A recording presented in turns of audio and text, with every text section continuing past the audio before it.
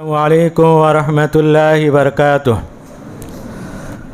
نحمدہ ونصلی علی رسولہ الکریم، اما بعد، اعوذ باللہ من الشیطان الرجیم، بسم اللہ الرحمن الرحیم۔ والصافات صفا فالزاجرات زجرا فالتالیات ذکرا ان الہکم لواحد۔ آج کی تلاوت میں 23واں پارہ ومالیہ، اس کا پونا پارہ،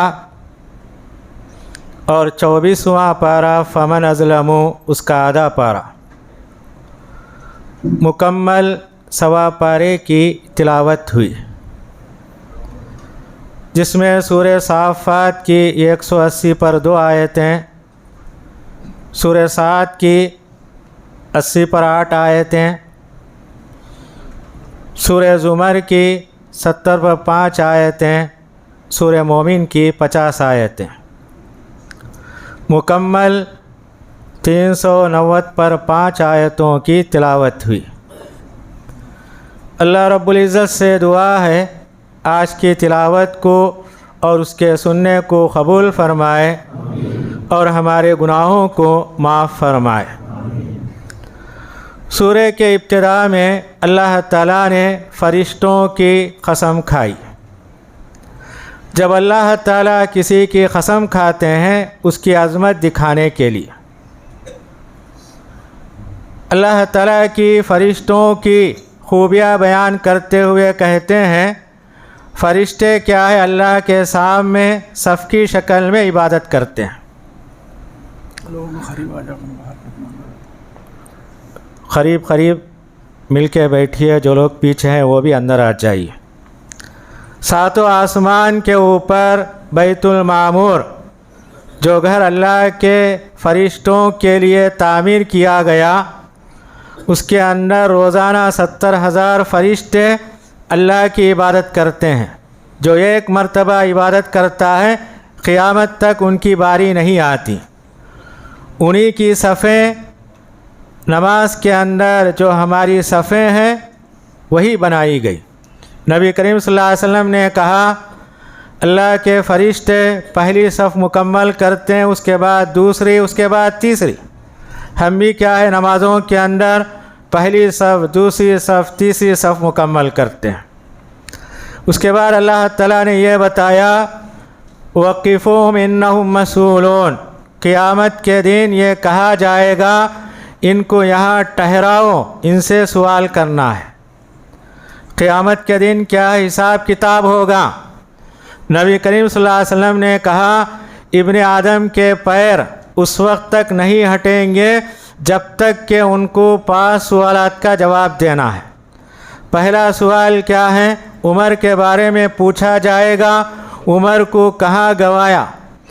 دوسرا سوال جوانی کے تعلق سے، جوانی کو کہاں کہہ۔ تیسرا سوال علم کے بارے میں، کتنا جانا، کتنا عمل کیا۔ اور چوتھا 5واں سوال مال کہاں سے کمایا، کہاں سے خرچ کیا۔ جب تک ان 5 سوالوں کا جواب نہیں دے گا اس کے قدم آگے نہیں بڑھیں گے۔ اس کے بعد اللہ تعالیٰ نے جہنم کا ذکر کرتے ہوئے یہ بتایا، جہنم والوں کو کھلانے کے لیے جو دیا جائے گا کانٹوں کا درخت۔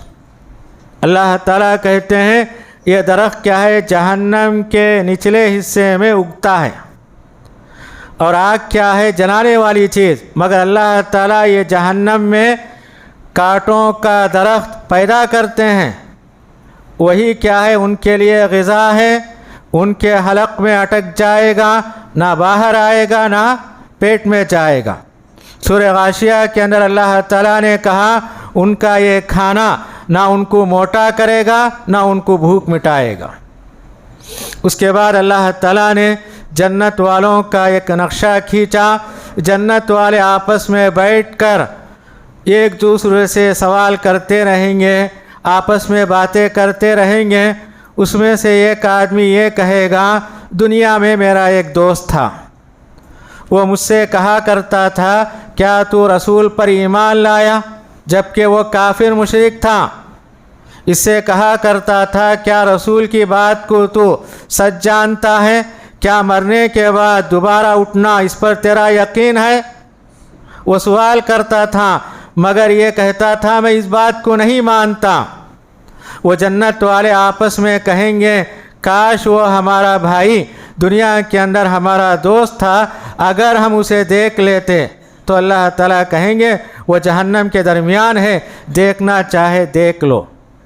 وہ آدمی اپنے دوست کو جہنم کے اندر دیکھے گا، فوراً اللہ کی تعریف بیان کرے گا، اگر میں دنیا میں اس کی بات مان لیتا آج بھی میں جہنم میں ہوتا۔ اللہ کی مہربانی ہے میں رسول پر ایمان لایا، آخرت پر یقین کیا، اس وجہ سے اللہ تعالیٰ مجھے جنت میں داخل کیا۔ اور وہ کہے گا جنت میں آنے کے بعد اطمینان ہے، سکون ہے، یہاں نہیں مرنا ہے۔ اس کے بعد اللہ تعالیٰ نے چند پیغمبروں کے واقعات کو بیان کیا، اس کے اندر ابراہیم علیہ السلام کا واقعہ، خاص کر وہ واقعہ جب اسماعیل علیہ السلام کو ذبح کرنے کے لیے اپنے ساتھ لے جاتے ہیں تو اللہ تعالیٰ کہتے ہیں فلما بلغ معه السعی، جب اسماعیل علیہ السلام چلنے پھرنے کے لائق ہو گئے تو ابراہیم علیہ السلام نے اپنے بیٹے سے کہا یا بنی انی ارا فی المنام انی اذبحک فانظر ماذا تری، اے میرے بچے میں نے تجھے خواب میں دیکھا کہ میں تجھے ذبح کرتا ہوں، تیری رائے کیا ہے؟ قربان جائیے۔ اسماعیل علیہ السلام نے کہا اے ابا آپ جس بات کا حکم دیا گیا اسے کر گزریے، یقیناً آپ مجھے صبر کرنے والوں میں پائیں گے۔ تو اسماعیل علیہ السلام نے صبر کا مظاہرہ کیا، اور اللہ تعالیٰ کہتے ہیں فلما اسلما وتلہ للجبین، باپ بیٹا دونوں مل کر مینا کے میدان میں گئے، باپ نے اپنے بچے کو پیشانی کے بل لٹا دیا اور چھری چرانے کے قریب ہو گئے تو آسمان سے آواز آئی وَنَادَيْنَاهُ يَا إِبْرَاهِيمُ قَدْ صَدَّقْتَ الرُّؤْيَا، اے ابراہیم تو نے اپنے خواب کو سچ کر کے دکھایا۔ اور اللہ تعالیٰ کہتے ہیں اس کے اندر بڑی آزمائش تھی، اسماعیل علیہ السلام کو ذبح کرنا کوئی معمولی بات نہیں۔ لمبی عمر کے بعد اللہ تعالیٰ ان کو لڑکا عنایت کیا، اسی لڑکے کو ذبح کرنے کا حکم دیا گیا۔ ابراہیم علیہ السلام نے پورے اطمینان کے ساتھ ذبح کرنے کے لیے تیار ہو گئے۔ یہاں غور کرنے کی بات ہے بچے کی جو تربیت ہوئی کہاں سے ہوئی؟ ابراہیم علیہ السلام نے اپنی بیوی ہاجرہ علیہ السلام کو اور اپنے بچے کو بیابان جگہ چھوڑ کے آئے، وہی خاتون اسی بچے کی تربیت کی، ایسی تربیت کی، یہ قربانی ہمارے سامنے ہے۔ تو بتایا جاتا ہے ماں باپ کی تربیت اگر ٹھیک رہے دنیا کے اندر وہی بچے کامیاب ہوتے ہیں۔ اس کے بعد اللہ تعالیٰ نے یہ بتایا کہ اللہ تعالیٰ نے ساری مخلوقات کو پیدا کیا، ساری مخلوق کیا ہے؟ اللہ کی محتاج ہیں۔ مشرکین نے یہ کہا فرشتے اللہ کی بیٹیاں ہیں، اللہ تعالیٰ ان سے سوال کرتے ہیں جب اللہ تعالیٰ نے فرشتوں کو پیدا کیا کیا تم وہاں حاضر تھے؟ جو چیز تم نہیں جانتے اس کے متعلق کہنا بالکل غلط ہے۔ فرشتے کیا ہے؟ اللہ کی مخلوق ہیں، اللہ تعالیٰ ان کو نور سے پیدا کیا، وہ ہمیشہ اللہ کی عبادت کرتے ہیں، اللہ کی نافرمانی نہیں کرتے۔ اس کے بعد والی سورہ صاد ہے، پہلی آیت میں اللہ تعالیٰ نے قرآن کی قسم کھاتے ہوئے یہ کہا قرآن کیا ہے؟ ذکر، نصیحت والی کتاب ہے، یہ سراسر کیا ہے؟ نصیحت ہے۔ سورہ کے آخر میں اللہ تعالیٰ نے یہ بتایا ان ہوا الا ذکر للعالمین، قرآن کیا ہے؟ نصیحت ہے دنیا والوں کے لیے۔ اسی سورہ کے اندر اللہ تعالیٰ کہتے ہیں کتاب انزل اللہ الیک مبارک لیدبروا آیاتی ولیتذکر اولو الالباب، ہم نے آپ کی طرف قرآن کو نازل کیا، یہ قرآن کیا ہے؟ برکت والی کتاب ہے، اسے پڑھیے برکت حاصل ہوگی۔ اگر کوئی بیمار ہے اس کے اوپر پڑھ کے دم کیجئے، اللہ تعالیٰ شفا دے گا۔ شیاطین ہے اسے پڑھ کے بھگا سکتے ہیں۔ نبی کریم صلی اللہ علیہ وسلم نے کہا جس گھر کے اندر سورہ بقرہ کی تلاوت ہوتی ہے شیطان بھاگ جاتا ہے۔ تو اللہ تعالیٰ کہتے ہیں مبارک کتاب ہے، اور یہ بھی بتایا گیا اس کے اندر غور و فکر کرنا اور آخر میں اللہ تعالیٰ کہتے ہیں وَلِيَتَذَكَّرَ أُولُو الْأَلْبَابِ، عقل والے اس قرآن کے ذریعے نصیحت حاصل کرنا۔ تو اللہ تعالیٰ پہلی آیت کے اندر یہی کہتے ہیں قرآن کیا ہے؟ نصیحت والی کتاب، ذکر والی کتاب، یاد کرنے والی کتاب۔ پوری دنیا کے اندر قرآن مجید کو جتنا پڑھا جاتا ہے، یاد کیا جاتا ہے، کوئی کتاب نہیں۔ رمضان کے مہینے کے اندر ساری مساجد کے اندر، تراویح کے اندر قرآن کا دورہ ہوتا ہے، یہ اللہ کا معجزہ ہے۔ کتنے بچے قرآن مجید کو یاد کرتے ہیں، خواتین کتنی مرتبہ دورہ کرتے ہیں، اپنے گھر کے کام کاج چھوڑ کے، اس کے ساتھ بھی ان کی قربانیاں ہیں۔ تو بہرکیف اللہ تعالیٰ کہتے ہیں قرآن کیا ہے؟ نصیحت والی کتاب۔ اس سورہ کے اندر اللہ تعالیٰ نے چند پیغمبروں کے واقعات بیان کیے۔ سب سے پہلے داؤد علیہ السلام کا واقعہ بیان کیا۔ وہ اپنے گھر میں ہوتے ہیں، اپنے محل میں ہوتے ہیں، دو آدمی دیوار پھاند کر ان کے پاس آتے ہیں، پریشان ہو گئے، گھبرا گئے۔ دونوں نے کہا مت ڈریے۔ اس میں سے ایک آدمی کہتا ہے یہ میرا بھائی ہے، اس کے پاس 99 دمبی ہے، یعنی بکرے ہیں، میرے پاس ایک بکرا ہے۔ وہ آدمی کہتا ہے اس کے پاس 99 بکرے ہیں، وہ چاہتا ہے کہ میری بکری بھی حاصل کر لے، بکرا بھی حاصل کر لے، تاکہ وہ 100 کی گنتی پوری کر لے۔ تو داؤد علیہ السلام نے کہا یہ سراسر ظلم ہے، اگر وہ خوشی سے دیتا ہے، بیچتا ہے، لینا چاہیے، زبردستی کر کے اپنی گنتی کو پورا کرنا یہ سراسر ظلم ہے۔ یہ واقعہ تھا۔ تو داؤد علیہ السلام نے فیصلہ کیا۔ اس کے بعد اللہ تعالیٰ کہتے ہیں ان کو اپنی غلطی کا احساس ہوا، ان سے کوئی غلطی ہو گئی، تو اللہ تعالیٰ یہ دو آدمیوں کی شکل میں ان کے پاس فیصلے کے لیے بھیجے۔ انہوں نے فیصلہ کیا، اس کے بعد ان کو سمجھ آ گئی مجھ سے غلطی ہو گئی، فوراً انہوں نے سجدہ کیا اور اللہ سے توبہ و استغفار کیا۔ وہ غلطی کیا تھی؟ قرآن حدیث کے اندر اس کی تفصیل نہیں، اللہ تعالیٰ صرف یہی بتاتے ہیں اگر کسی سے غلطی ہو جائے فوراً اللہ سے رجوع کرے، توبہ و استغفار کرے۔ اس کے بعد اللہ تعالیٰ نے سلیمان علیہ السلام کے دو واقعات بیان کیے۔ پہلا واقعہ ان کے سامنے گھوڑے، عمدہ گھوڑے پیش کیے گئے جہاد کے لیے۔ تو سلیمان علیہ السلام گھوڑوں کو دیکھتے دیکھتے عصر کی نماز چلی گئی، انہیں احساس ہوا، پھر گھوڑوں کو بلائے، پھر ان کے سینے پر انہوں نے ہاتھ پھیرا، پھر ان کو لوٹا دیا۔ تو اللہ تعالیٰ کہتے ہیں ان کو احساس ہوا عصر کی نماز ان کی چھوٹ گئی، برابر پچھتاتے رہے۔ اس کے بعد انہوں نے اللہ سے توبہ استغفار کی۔ دوسرا واقعہ یہ بتایا گیا، ان کے 99 بیویاں تھیں۔ محفل کے اندر انہوں نے کہا آج رات میں تمام بیویوں سے ملوں گا اور ہر ایک سے ایک ایک بچہ پیدا ہوگا، وہ سارے بچے جہاد کرنے والے ہوں گے۔ انہوں نے انشاءاللہ نہیں کہا۔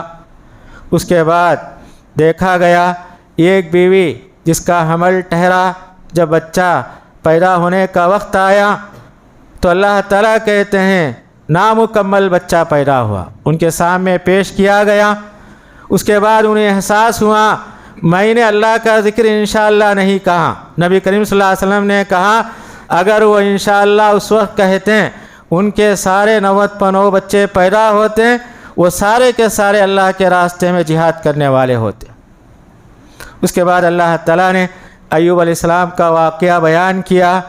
بیماری کے اندر مبتلا تھے، ایسی بیماری ان کے جسم پر کیڑے چل رہے تھے، ان کے ساتھ تمام خاندان والے کٹ گئے۔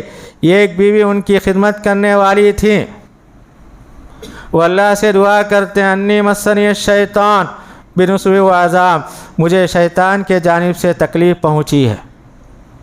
اور سورہ انبیاء کے اندر ان کی دعا بتائی گئی انی مسنی الضر وانت ارحم الراحمین، اے میرے رب مجھے تکلیف پہنچی ہے، تو رحم کرنے والوں میں سب سے بہتر رحم کرنے والا ہے۔ یہاں اور کرنے کی بات ہے، اللہ تعالیٰ ان کو بیماری میں مبتلا کیا، صبر کرنے کی توفیق دی۔ یہ بھی کیا ہے، بڑی بات ہے۔ کوئی پریشان ہے، مصیبت ہے، اگر صبر کا جذبہ نہ ہو وہ کیا ہوتا ہے، لا یعنی باتیں اس کے اوپر دوسروں کے اوپر الزام لگاتا ہے۔ تو اللہ تعالیٰ کہتے ہیں انا وجدناہ صابرا، ہم نے ان کو صبر کرنے والا پایا، بیماری اللہ تعالیٰ دی، صبر کی توفیق بھی دی، اور اسی صبر کی وجہ سے اللہ تعالیٰ نے انہیں شفا بھی دیا۔ اللہ تعالیٰ نے ان سے کہا تم اپنے پیر، اپنے ایڑیا زمین پر رگڑو، جیسے ہی زمین پر رگڑتے ہیں پینے کا پانی جاری ہو جاتا ہے۔ اللہ تعالیٰ نے کہا وہ پانی پیو، تمہاری پیٹ کی بیماری ختم ہو جائے گی، اور اسی پانی سے غسل کرو، تمہارے جسم کے اوپر جو بیماری ہے ختم ہو جائے گی۔ اس کے بعد یہ بتایا گیا کہ ایوب علیہ السلام بیماری کے دور میں اپنی بیوی سے ناراض ہو کر انہوں نے قسم کھائی تھی اگر میں صحت مند ہو جاؤں میں تجھے 100 کوڑے ماروں گا۔ صحت مند ہو گئے تو اللہ تعالیٰ نے کہا اپنی قسم کو پوری کرنا ہے، کوڑے مارنے کی ضرورت نہیں، ایک جھاڑو اٹھا لو، اس کے اندر 100 تنکے ہوں، خالی جھاڑو ان کے جسم پر لگا لو۔ اللہ تعالیٰ کتنے مہربان ہے۔ شوہر کیا ہے غصے کے عالم میں بیوی پہ برستا ہے، اسے مارتا ہے، اسے مجبور کرتا ہے، مگر اللہ تعالیٰ یہ تعلیم دیتے ہیں تم ذرا غور کرو، وہی تمہاری شریک حیات ہے۔ غصے کے عالم میں اسے جھٹکنا، اسے گالی دینا، اسے تکلیف دینا مناسب نہیں۔ اگر تم نے کوئی قسم کھائی ہے اس کے اندر تم آسانی کا راستہ اختیار کرو۔ اس کے بعد اللہ تعالیٰ نے 3 جھگڑوں کا واقعہ بیان کیا۔ ایک جھگڑا جہنم والوں کا، جہنم میں سارے لوگ داخل ہو جائیں گے، گمراہ ہوئے لوگ کہیں گے اللہ سے انہی کی وجہ سے ہم جہنم میں آئے۔ گمراہ کرنے والے گمراہ ہوئے دونوں آپس میں کھڑے ہوں گے جہنم میں، اللہ سے کہیں گے ان لوگوں نے دنیا میں ہمیں گمراہ کیا، اے اللہ ان کو ڈبل عذاب دیں۔ ان کا جھگڑا بیکار، کیونکہ جھگڑا بغیر دلیل کا۔ دنیا کے اندر اللہ تعالیٰ نے پیغمبر کو بھیجا، اللہ کی کتابوں کو نازل کیا، اللہ تعالیٰ نے کتابوں کو، انہیں سوچنے سمجھنے کی صلاحیت تھی، دنیا میں عقل استعمال کرتے تھے، مگر دین کے بارے میں، آخرت کے بارے میں انہوں نے عقل کو استعمال نہیں کیا۔ تو اللہ تعالیٰ کہتے یہ تمہارا جھگڑا ہے، یہ جہنم میں باقی رہے گا۔ دوسرا جھگڑا اللہ تعالیٰ نے فرشتوں کا جھگڑا بتایا۔ ان کا جھگڑا کیا ہے؟ اللہ کی اطاعت کے لیے۔ جیسے ہی اللہ تعالیٰ کوئی حکم دیتے ہیں سارے فرشتے دوڑتے ہیں کہ میں اللہ کے حکم کو حاصل کروں۔ یہ جھگڑا کیا ہے؟ برا نہیں۔ اس کے بعد سورت کے آخر میں اللہ تعالیٰ نے شیطان کا جھگڑا، ابلیس کا جھگڑا بتایا۔ اللہ تعالیٰ نے ابلیس سے کہا آدم علیہ السلام کے لیے سجدہ کرے، اس نے انکار کیا۔ دلیل کیا پیش کی؟ میں اس سے بہتر ہوں۔ آپ نے ان کو مٹی سے پیدا کیا، مجھے آگ سے پیدا کیا۔ آگ کیا ہے؟ اوپر جانے والی ہے، اٹھنے والی ہے، مٹی نیچے رہنے والی ہے۔ اس نے جھگڑا کیا مگر دلیل کیا ہے؟ بے سود تھی۔ اس کے بعد والی سورہ سورہ زمر، زمر کے معنی جماعت کی شکل میں لے جانا۔ جنت والوں کو جماعت کی شکل میں فرشتے جنت میں لے جائیں گے، اور جہنم میں برے لوگوں کو فرشتے جماعت کی شکل میں لے جائیں گے۔ اس سورہ کے اندر اللہ تعالیٰ نے یہ بتایا ماں کے پیٹ کے اندر جو بچہ تیار ہوتا ہے، اللہ تعالیٰ اس کے بارے میں کہتے ہیں کہ اللہ تعالیٰ بچے کا جو نقشہ بناتے ہیں 3 اندھیروں میں، فی ظلمات ثلاث۔ پہلی تاریکی کیا ہے؟ رحم کی تاریکی، ماں کے پیٹ کے اندر جو بچہ دانی ہوتی ہے اس کی تاریکی۔ اس کے بعد اللہ تعالیٰ کہتے ہیں اسی رحم کے اوپر پتلا چمڑا ہوتا ہے، اسے مشیمہ کہتے ہیں، یہ ایک تاریکی۔ تیسری تاریکی کیا ہے؟ پیٹ کی تاریکی۔ ہم دنیا میں کیا ہے؟ اندھیرے میں کوئی تصویر نہیں بنا سکتے، کوئی کام نہیں کر سکتے، مگر اللہ کی قدرت کیا ہے؟ 7 آسمان کے اوپر ہوتے ہوئے ہر ماں کے پیٹ کے اندر اندھیرے 3 تاریکیوں کے اندر اس کا سر، اس کا پیٹ، اس کا ہاتھ، اس کے انگلیاں بناتی ہیں، اللہ کی کاریگری۔ فتبارک اللہ احسن الخالقین۔ اور اللہ تعالیٰ کیا ہے؟ برکت والے ہیں، بہترین پیدا کرنے والے ہیں۔ بچہ پیدا ہوتا ہے، گھر والے اتنے خوش ہوتے ہیں، ہر ایک کیا ہے؟ اپنے بچے کی تعریف بیان کرتا ہے، اس کی صورت دیکھیے ایسی ہے، اس کے ناک دیکھے ایسے ہیں، اس کے کان ایسے ہیں۔ یہ اللہ کی کاریگری ہے۔ تو اللہ تعالیٰ یہ بتاتے ہیں میں اندھیرے کے اندر بچے کی کاریگری جو بناتا ہوں یہ میری قدرت ہے۔ دنیا کا کوئی آدمی اندھیرے کے اندر کوئی نقشہ نہیں بنا سکتا، کوئی کام نہیں کر سکتا۔ اس کے بعد اللہ تعالیٰ اس سورہ کے اندر کہتے ہیں نیند بھی کیا ہے؟ ایک موت ہے۔ ये आर्जी मौत। आदमी जब सोता है होश नहीं रहता, सांस चलती है। सोने से पहले हम दुआ पढ़ते हैं, अल्लाहुम्मा बिस्मिका अमूतु व अहया, ऐ अल्लाह तेरा नाम लेके मैं मरता हूँ, तेरा नाम लेके मैं उठता हूँ। इकरार करते हैं सोने से पहले, मैं क्या है मौत के आगोश में जाता हूँ, फिर ज़िंदा होता हूँ। तो अल्लाह ताला कहते हैं ये आर्जी मौत, जब तक ज़िंदगी है सोना बेदार होना ये आर्जी मौत है। एक हकीकी मौत आती है जिस्म से रूह निकाल दी जाती है, रूह का आना क़यामत तक नामुमकिन है। उसके बाद अल्लाह ताला अपने बंदों से कहते हैं, या इबादी अल्लज़ीना असरफ़ू अला अनफुसिहिम ला तक़नतू मिन रहमतिल्लाह, ऐ मेरे बंदो। अल्लाह ताला कितने प्यार से कहते मेरे बंदो। जिन लोगों ने अपने आप पर जुल्म किया है, ज़्यादती की है, अल्लाह की रहमत से मायूस मत हो। अल्लाह ताला क्या है, सारे गुनाहों को माफ़ करने वाला है। अल्लाह ताला कहते मेरे बंदे, तुमसे जो गलती हो गई, गुनाह हो गया, डरने की कोई बात नहीं, मुझसे माफ़ी मांगो, मैं तुम्हारे सारे गुनाहों को माफ़ करने वाला हूँ। फिर अल्लाह ताला ने बताया क़यामत के दिन सारी ज़मीन अल्लाह की मुट्ठी में होगी, सातों आसमान को अल्लाह ताला लपेट के अपने सीधे हाथ में रख लेंगे। यहाँ गौर करने की बात है, अल्लाह की मुट्ठी कैसी होगी, उसका सीधा हाथ कैसा होगा, इसमें गौर करने की ज़रूरत नहीं। यही बताया गया अल्लाह की जो शान है उसी शान के मुताबिक उसकी मुट्ठी होगी। अल्लाह की जो शान है उसी शान के मुताबिक उसका सीधा हाथ होगा, हमारे हाथ की तरह होगा, हमारी मुट्ठी की तरह होगा। ये सोचना, ये कहना बिल्कुल क्या है, सरासर बेअदबी है। अगर कोई ऐसा सोचेगा वो अल्लाह का इनकार करेगा, अल्लाह की तौहीन करेगा। हमारा अक़ीदा यही है, अल्लाह की जो शान है उसी शान के मुताबिक उसकी मुट्ठी होगी, उसका सीधा हाथ होगा। उसके बाद अल्लाह ताला ये कहते हैं क़यामत के दिन सूर फूका जाएगा, जितने लोग हैं तमाम के तमाम बेहोश हो जाएंगे, सारे फरिश्ते, यहाँ तक कि इसराफिल अलैहिस्सलाम सूर फूकने वाले, उनको भी बेहोशी तारी हो जाएगी।